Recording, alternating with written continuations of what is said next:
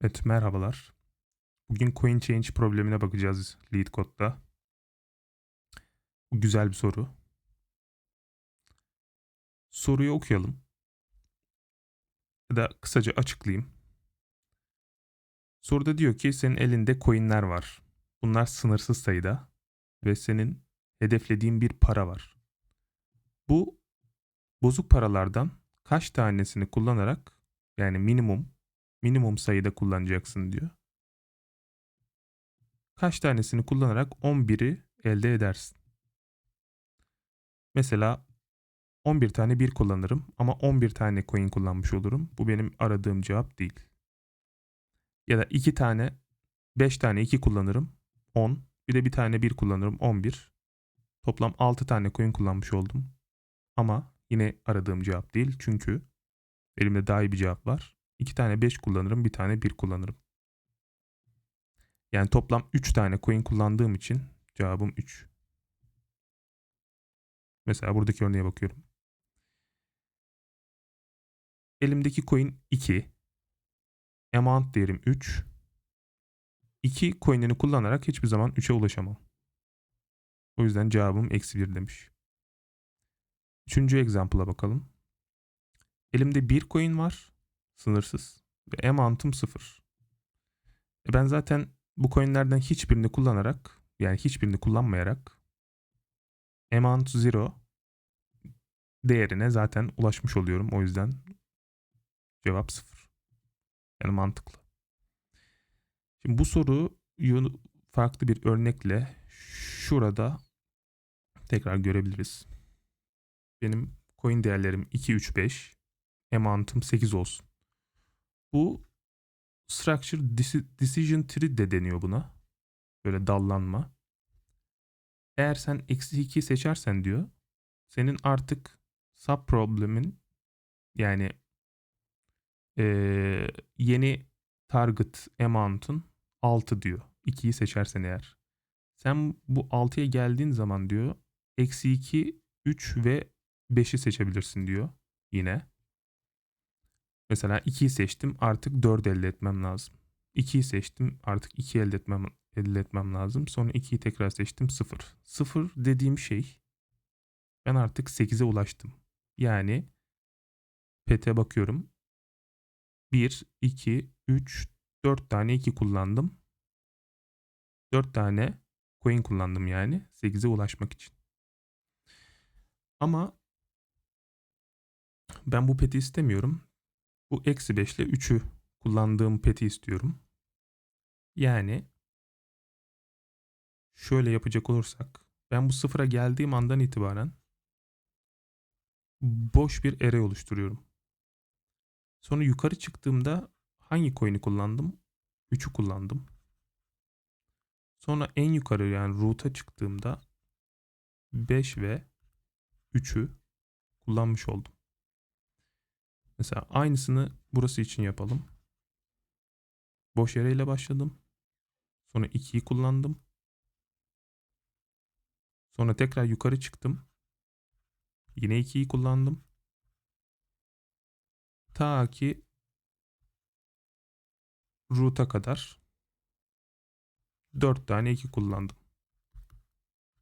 Burada 4 tane var. Ama benim 4 uzunluğundaki array 2 uzunluğundaki array'den daha kötü bir tercih olduğu için minimumu istiyorum ben. Buradan 5'e 3'ü seçerim. Yani cevabım 2 olmuş oldu. Kısaca böyle bu. Bu dinamik programlama sorusu aynı zamanda. Kodlamada şöyle yapabiliriz. Ben burada ne yaptım? Sıfıra ulaştığım anda bir tane liste oluşturdum. Yani ben şurada bir helper fonksiyonu yazacağım. Bu coin alacak, amount alacak ve bir array list alacak. Bu array listi nasıl kullanacağımı göstereceğim. Integer. Bu arada şöyle oluşturalım bunu. Result diyelim. Ve bu result'ın size'ını döneceğiz biz. Çünkü integer return ediyoruz. Şöyle helper oluşturalım.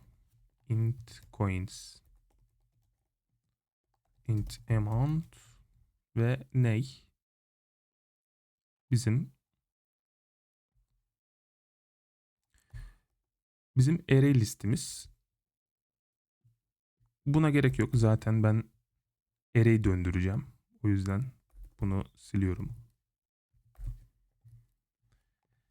Diyorum ki ne yaptım ben? Sıfıra ulaştığımda boş bir array döndürdüm. Yani ne yapıyorum?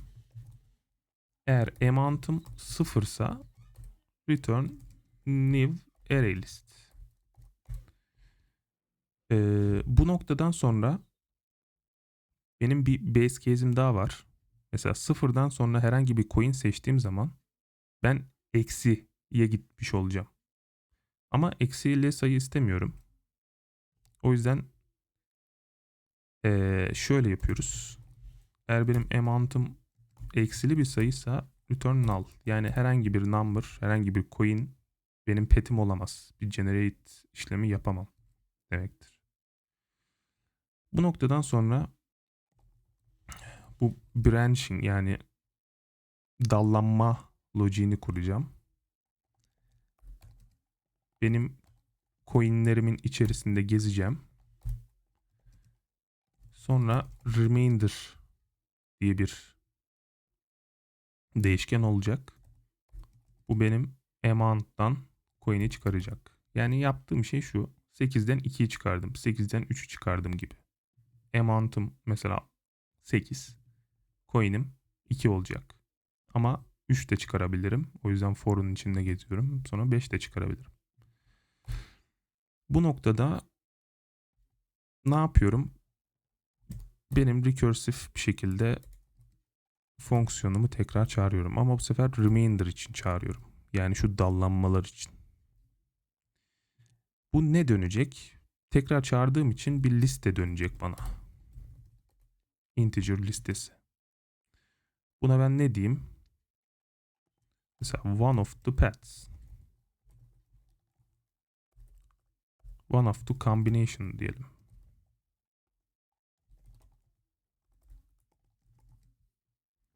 Yani mesela şu. Bir coin için şu sol ya da orta ya da sağ şeklinde.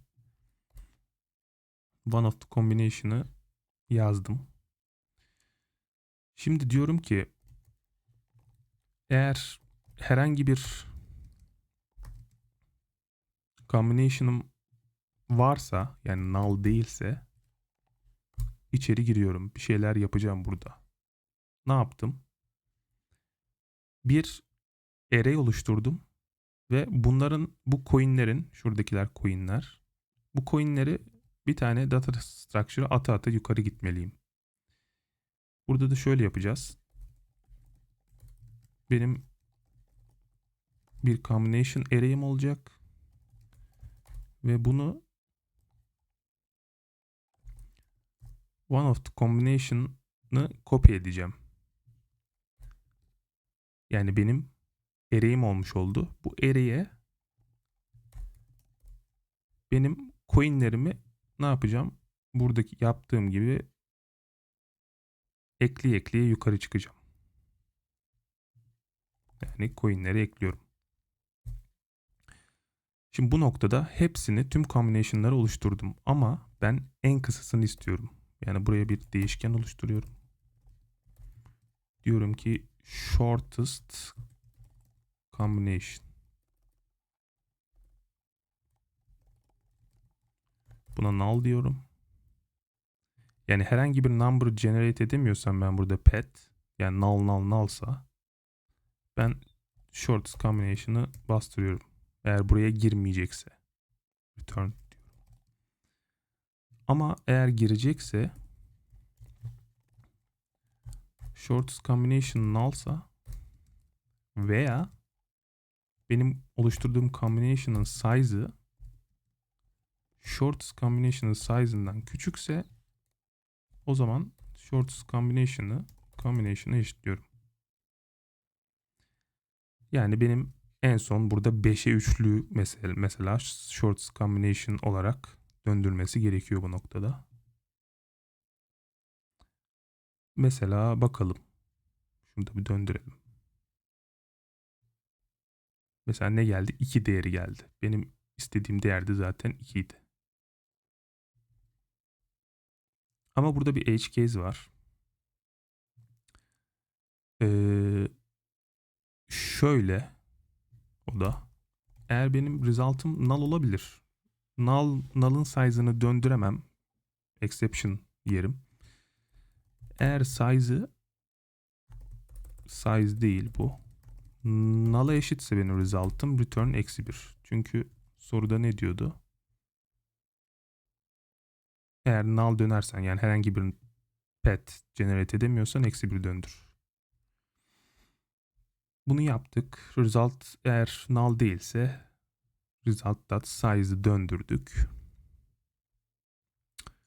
Bakalım bunu bir deneyelim kodumuzda. Bakalım neler olacak.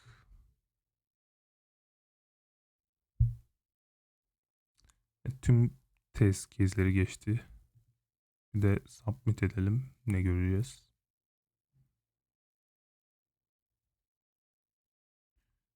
Time limit exceeded. Neden peki? O da şundan kaynaklı. Mesela dikkat edersek eğer ben şurada bir pet görüyorum. Mesela şu pet. 3 dallanmış. Ama aynı pet'i burada da görüyorum. Ve aynı pet'i burada da görüyorum. Yani ben bu dallanmayı yaparken bunların hepsini bu branch daha uzun da olabilirdi. Yani buna ben mesela 100 versem bu dallanma çok daha fazla olacak. Ve belki şu tekrar eden dallanmaların sayısı artacak. Ve ben bu dallanmaların hepsini teker teker ayrıca hesaplamak zorunda kalıyorum bu lojiye göre. Ama ben şöyle bir yapı oluşturursam mesela bu branching yapısını bir kere hesapladım ve şu diğer iki branching yapısını daha önceden hesapladığım yere kopyalarsam bu demektir ki benim algoritmam daha hızlı çalışır. Buna memoization deniyor. Dinamik programlamada geçen bir kavram. Onu da şöyle yapacağız. Mesela benim bir hash map'im olacak.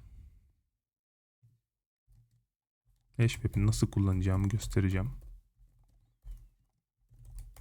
List integer. List integer dememin sebebi de benim integer döndürmem. Memoization yapıyorum. Diyorum ki memo contains key amount. Yani ben amount'umu gördüysem şuradaki 3'üm benim target para değerim. Eğer ben bu 3'ü daha önceden hesapladıysam direkt benim data structure'ımdan get et yani çağır. Şu şekilde tekrar hesaplamak zorunda kalmıyorum. Şunu da memo yazalım. Bu store'lama işlemini de şurada yapıyorum. Memo.put amount shorts combination diyorum ve bu branching yapısını bir kere hesaplıyorum ve diğer taraflarda hiç kullanmamış oluyorum. Yani bu üçü gördüğüm zaman buradan ne döndürdüyse onu döndürecek bana. Mesela çalıştırıyorum kodu. Yine 2 değeri geldi. Ama kodumuzun hızlanması gerekiyor bu noktada.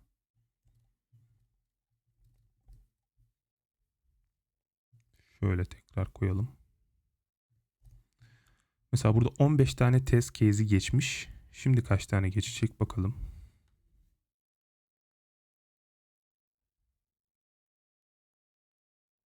Şimdi 188 tane geçti. Ama bu sefer aldığımız hata farklı bir hata. Memory limit exceeded diyor. Çünkü neden? Benim elimde bir tane coin var ve 10.000 tane sayı vermiş bana.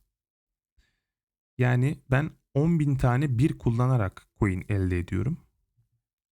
Ama bunun için bir sürü branching yapısı oluşuyor. Bir sürü decision tree uzunluğu çok fazla oluyor yani. 10.000 uzunluğunda bir tree'm oluyor ve bu memory'e benim bilgisayarımın hafızasına sığmıyor. Bu bir tane test case'de geçtiği için aslında ben şöyle yapabilirim direkt.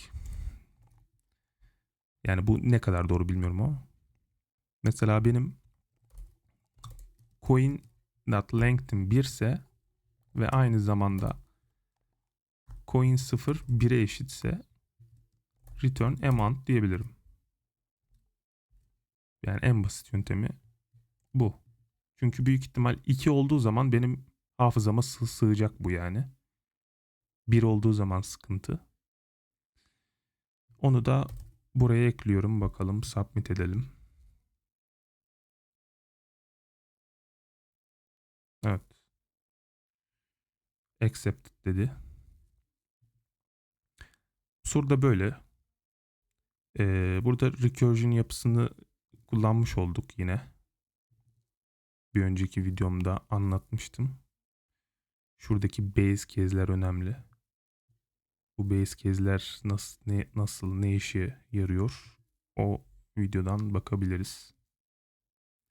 Eğer buradaki yapıyı anlamadıysak. Tamam. Bu videoda bu kadar olsun. O zaman bir sonraki videoda görüşmek üzere.